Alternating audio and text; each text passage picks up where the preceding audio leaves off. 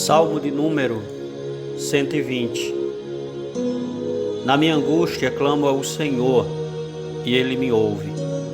Senhor, livra-me dos lábios mentirosos e da língua enganadora.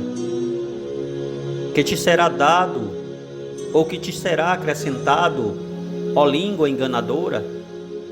Setas agudas do valente e brasas vivas de zimbro. Ai de mim, que peregrino em Meseque e habito nas tendas de Quedar. Já há tempo demais que habito com os que odeiam a paz. Sou pela paz, quando porém eu falo, eles teimam pela guerra. A decepção é uma realidade desconcertante em muitos sentidos, seja por meio da traição, das promessas não cumpridas, das mentiras e de toda sorte de violência. O certo é que a decepção, de alguma maneira, deixa estilhaços afiados que cortam o coração. Diante das decepções, costuma-se levantar as seguintes perguntas ou os seguintes questionamentos: como recomeçar a vida depois de uma grande decepção? Qual direção devo tomar? Como superar as mágoas? É possível, diante deste quadro de decepção, termos um momento de paz? Pelo menos em 3 momentos do ano, os judeus, eles cantavam os salmos enquanto subiam para Jerusalém. Não sabemos quem cantou este salmo, mas podemos afirmar que o seu autor viveu uma grande decepção em sua vida. A maneira como ele agiu nos ajudará a entender o caminho que precisamos trilhar nos momentos de profunda decepção. Pois bem, em primeiro lugar, nós vemos aqui o pedido por socorro. O pedido por socorro. Então nós observamos que ele estava com o coração muito ferido. E no versículo de número 2, ele diz que palavras mentirosas foram ditas contra ele. Notícias falsas foram divulgadas ao seu respeito. Um certo pensador, ele disse: as palavras são como flechas. Uma vez disparadas, elas não retornam. Imagine o sofrimento do salmista. Pessoas maldosas dispararam palavras mentirosas contra ele, e isso trouxe ao seu coração uma profunda angústia. Veja só que no versículo 1 ele diz: na minha angústia.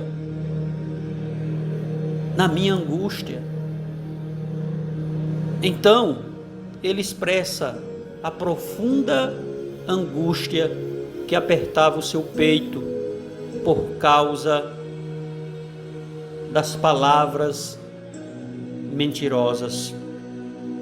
E o que o salmista fez com a angústia em seu coração? Ele clamou ao Senhor. Ele pediu ajuda dos céus. Enquanto os homens maus usavam as palavras para ferir os outros, o salmista usava as suas palavras para falar com Deus e entregar toda a dor que apertava o seu peito. Em sua oração ele pedia o livramento do Senhor. Mesmo triste, com a capacidade dos homens em mentir, o salmista acreditava no poder libertador do Senhor. Versículo 2: livra-me dos lábios mentirosos, da língua enganadora. Então o salmista expressava a sua fé em que Deus iria livrá-lo dessas línguas enganadoras. Em segundo lugar, nós vemos as tristes consequências. Mesmo ferido por palavras falsas, ele recebeu luz do alto para ver o resultado que esperava aqueles que usavam a língua para mentir. Essa perspectiva de discernimento aparece numa forma de pergunta. O salmista questiona sobre o que virá sobre as pessoas que vivem espalhando mentiras. Versículo de número 3: que te será dado, ou que te será acrescentado, ó língua enganadora? A resposta que ele recebeu foi o seguinte: que setas agudas do valente e brasas vivas de zimbro. Deixa eu explicar. Esse trocadilho que o salmista faz aqui, ele está dizendo que o maldoso será ferido da mesma forma que um soldado é ferido, de maneira mortal no campo de batalha. É possível que ele tenha em mente aqui o juízo de Deus, a justiça de Deus sobre os mentirosos. Em terceiro, ele está cansado do mundo de mentiras.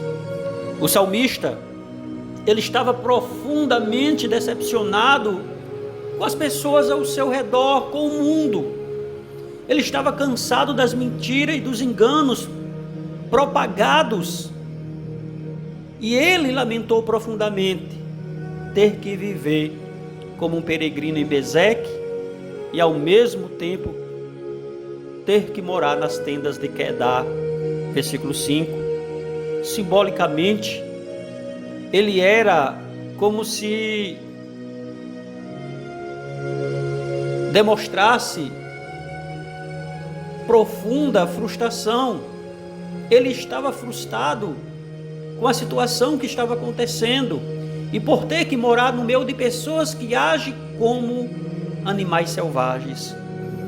O poeta sacro não estava apenas triste e frustrado com o mundo, ele estava decidido e comprometido com a paz. Ele estava interessado na experiência do Shalom de Deus. E ao mesmo que o mundo ao seu redor teimasse pela guerra, a sua postura interna era pela paz. Seu interesse era viver bem longe dos mentirosos, dos briguentos, daqueles que viviam com o objetivo de promover a guerra e a discórdia. Mas o salmista, ele procura viver uma vida tranquila, em temor e obediência ao Senhor, ou seja, ele busca em Deus viver uma vida de paz. Em quarto e último lugar, ele demonstra aqui frustração. Parece impossível que uma pessoa frustrada encontre paz. Mas nada é impossível para Deus. Só Ele pode transformar a tristeza em alegria. No Senhor, pessoas decepcionadas podem encontrar um caminho de libertação, de liberdade das amarguras, das angústias e das mentiras. Então eu faço uma pergunta: que caminho é esse? O salmista tomou o caminho para Jerusalém e ele foi ao templo do Senhor orar e derramar o seu coração diante do Senhor. E lá ele passou a meditar e ele começou a ver a desgraça reservada para os mentirosos e para os enganadores. Cansado do mundo, no meio da peregrinação, ele tomou a decisão firme de viver pela paz no seu Deus. E você? Que direção você irá tomar nesse instante? Não precisamos mais buscar o templo de Jerusalém. Hoje, em qualquer lugar, pessoas em qualquer lugar do mundo podem levar as suas decepções, a sua angústia, a sua dor aos pés de Jesus Cristo. Por meio dele, de Jesus, podemos nos deleitar, podemos entregar o nosso sofrimento diante da sua presença. Jesus foi ultrajado em nosso lugar, para que pudéssemos ter paz com Deus, e por causa do que Jesus fez em nosso lugar, podemos nos voltar a Deus.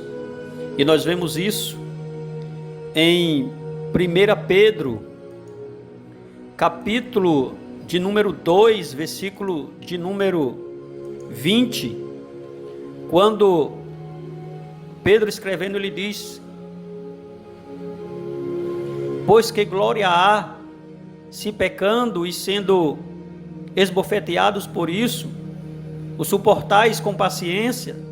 Se entretanto, quando praticais o bem, sois igualmente afligidos, e o suportais com paciência, isto é grato a Deus, porquanto para isso mesmo fostes chamados, pois que também Cristo sofreu em nosso lugar, deixando-nos o exemplo para seguirmos os seus passos,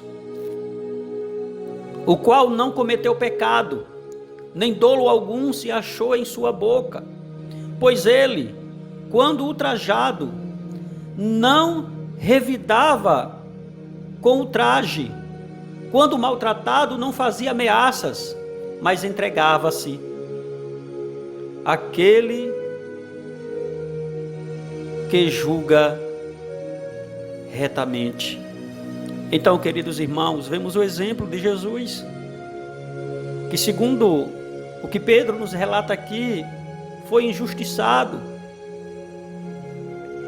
Mentirosos se levantaram com o objetivo de destruí-lo, e sabemos que tudo isso o levou para a cruz, e foi na cruz que Cristo venceu, que Cristo triunfou. Então, amados irmãos, nós temos o nosso Salvador, o Cristo, que morreu na cruz para nos libertar da angústia e do sofrimento, para nos dar paz em meio à tempestade. Leve a Ele todas as suas decepções, entregue a vingança nas mãos de Deus, não tente exercer a sua própria justiça, confie no Senhor, que a justiça do Senhor, ela será efetuada, realizada. Deus jamais falha em exercer a sua justiça. Deixe o mundo violento para trás e viva em paz com Deus por meio de Jesus Cristo. Que o Senhor nos ajude, que o Senhor nos abençoe e que a sua graça esteja sobre os nossos corações, para que diante da maldade dos homens, diante das angústias promovidas pelos mentirosos, possamos buscar em Deus refúgio e fortaleza para as nossas vidas. Que Deus em Cristo te abençoe, que você caminhe em amor e obediência a Cristo.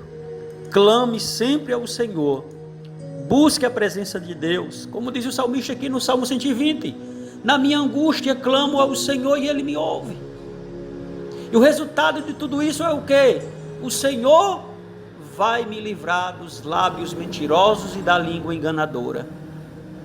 Confie no Senhor de todo o teu coração. Que Deus te abençoe.